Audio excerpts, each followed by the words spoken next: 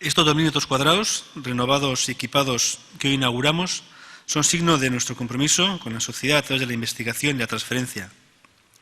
El coste de la financiación de las obras de estas instalaciones de Deustotec ha contado con la ayuda importante del Gobierno vasco y la Diputación Foral de Vizcaya en programas distintos, y agradecemos a ambas instituciones su apoyo y confianza en nosotros.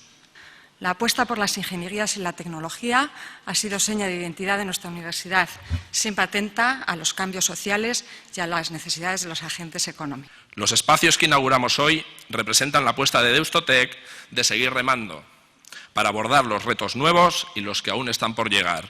Orain dela 10 urte, ingeniaritza fakultatean ikerketa teknologikoko zentro hau sortu zen, eta gu izan ginen ja laguntzaile.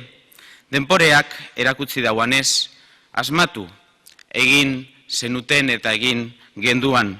Gaur beharrerako gune barri bat edegizana ospatzen ari gara.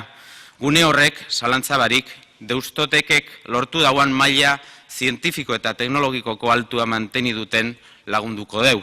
La Diputación Foral de Vizcaya está profundamente comprometida con las instituciones educativas y formativas de nuestro territorio.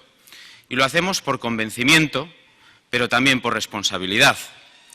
Nadie esté donde esté y que posea el talento necesario, en nuestra opinión, y que pueda aportar conocimiento o que pueda aportar un avance en el ámbito de la innovación y la investigación a esta sociedad, debería quedar al margen. No nos lo podemos permitir, y mucho menos en tiempos como los actuales.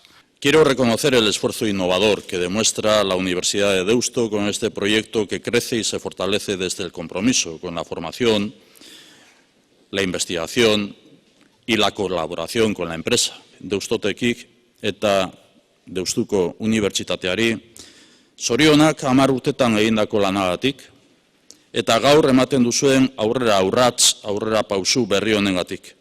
Eta zorionak ez ezik, eskerrik asko etorkizun berri bat eraikitzen laguntzeagatik.